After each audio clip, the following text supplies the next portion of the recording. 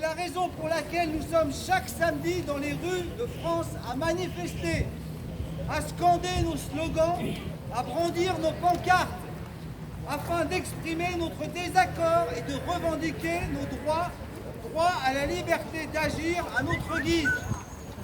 Mais je vous demande, est-ce suffisant que l'on retrouve nos libertés bafouées? Personnellement, je ne le crois pas. Pourtant, je manifeste, mais je pense que ça ne suffira pas. Nos droits n'existent plus. Si nous voulons aller à l'hôpital, il nous faut présenter un pass sanitaire. On n'en veut Cinéma, pas. pass sanitaire. On n'en veut pas. Restaurant, On n'en veut pas. Le pass sanitaire pour le restaurant, on n'en veut pas. le plus grave, c'est qu'on pouvoir aller travailler. Ça, pour moi, c'est vraiment le plus grave. Donc, nos droits ont été complètement effacés par le gouvernement. Et cela ne nous sera jamais restitué si nous courbons les chines. Nous ne devons pas nous avouer vaincus, ni aujourd'hui, ni demain. La loi sur le pass sanitaire a été adoptée, mais pourtant, il n'est pas trop tard. Nous avons une solution maintenant entre nos mains. On peut obtenir légalement l'abrogation de cette loi en obtenant une décision de la Cour européenne des droits de l'homme. Il vous suffit de prendre un stylo, il vous suffit d'imprimer cette requête et de l'envoyer par la poste à la Cour européenne des droits de l'homme. Il est peine perdue d'attendre passivement que la solution vienne plus tard, d'élections ou autres protestations. Vous devez prendre en main votre avenir, vous devez agir dès maintenant de manière parfaitement légale et sans risque pour vous. C'est pourquoi je vous invite à vous rendre sur Internet en tapant nospass.fr. Il y a une vidéo, il y a Guillaume qui explique tout. La vidéo, elle est super claire. En dessous, vous avez toutes les questions que vous pourriez vous poser, vous avez les réponses. Donc, allez là-dessus. Si vous avez des amis, de la famille, vous pouvez les connecter là-dessus aussi. Pour info, on a été la semaine dernière, on était 15 665. Et j'ai regardé ce matin, on est 17 200. C'est passé, il en faut encore. Donc ce qu'il faut, c'est que si on peut avoir d'autres personnes comme moi qui sont en train de faire le porte-parole, puisque je vous ai dit, je viens de Chartres, si vous avez des amis ou si vous avez la possibilité de le faire ailleurs, vous pouvez le faire. Vous allez sur Facebook. Sur Facebook, vous tapez NoPass, j'ai mis une vidéo, je suis en train de parler, il y a mon texte qui tombe dessus. Il vous suffit de prendre le courage, de prendre la parole et de le faire.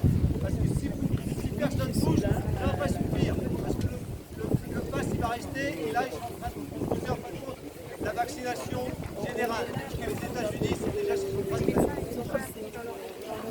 Merci.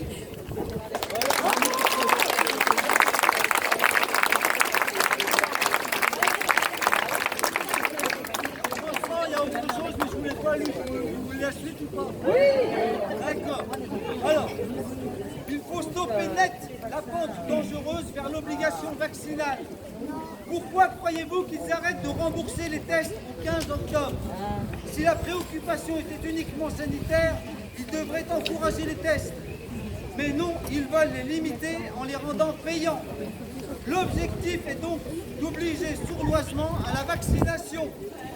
C'est malhonnête car le vaccin doit rester un choix individuel et libre.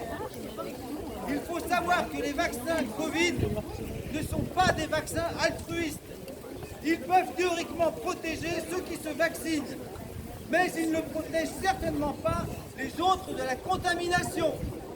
C'est maintenant largement admis scientifiquement, le vaccin n'empêche pas la transmission du virus. Non à la vaccination n'empêche pas le virus de circuler. Regardez en Israël, parce que c'est le pays qui sert de cobaye pour le monde entier. Okay. En Israël, la population adulte est vaccinée à plus de 85%. Plus de 85%. J'ai regardé ce matin, ils sont sur la 3e dose pour les gens à partir de 30 ans. Et ils ont déjà prévu pour les enfants de 3 ans.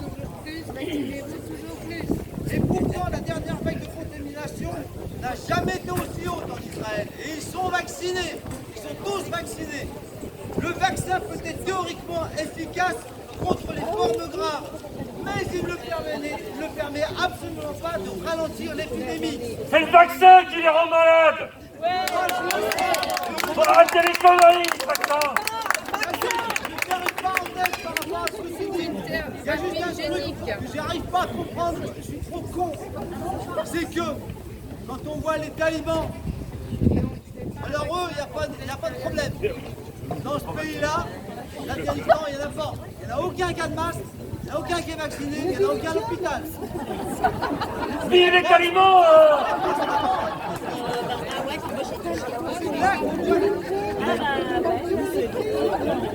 L'acte de vaccination doit donc rester un choix personnel pour se protéger soi-même si on le souhaite, mais en fonction de la balance bénéfice-risque de chacun. Le pass sanitaire peut même être contre-productif face à l'épidémie, car les vaccinés se croient totalement protégés et ne se font plus tester. En France, tous les secteurs économiques concernés par le pass sanitaire ont été gravement atteints, avec des baisses de chiffre d'affaires allant jusqu'à 70%. Et alors le pire, c'est maintenant, c'est qu'un des gros problèmes est le profil de sécurité de ces vaccins. La sécurité et les recommandations concernant les effets secondaires à travers l'ACIP. C'est le comité consultatif des pratiques d'immunisation. Ils ont émis des recommandations à propos du vaccin contre la Covid. Une des choses extrêmement préoccupantes est que la recommandation sur la sécurité et sur les effets indésirables sortira après l'autorisation. Après l'autorisation, cela pose un problème très inquiétant.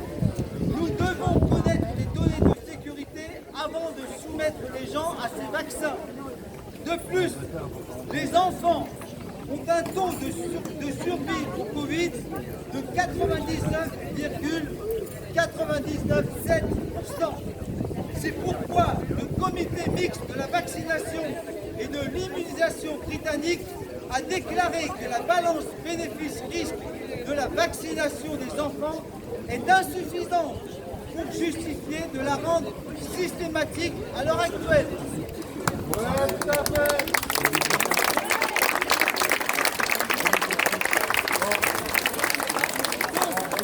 En résumé, nous servons tous de cobayes, tout simplement puisque ces 4 vaccins n'ont pour le moment qu'une AMM dite conditionnelle.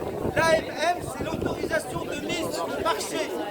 Ces 4 AMM sont temporaires et révisés chaque année en fonction des effets indésirables. Et tout médicament pour obtenir une AMM standard nécessite 5 ans. Cependant, ce vaccin expérimental est donné aux gens comme condition pour leur travail. Attends, on peut y aller. Bon, on a encore un petit temps.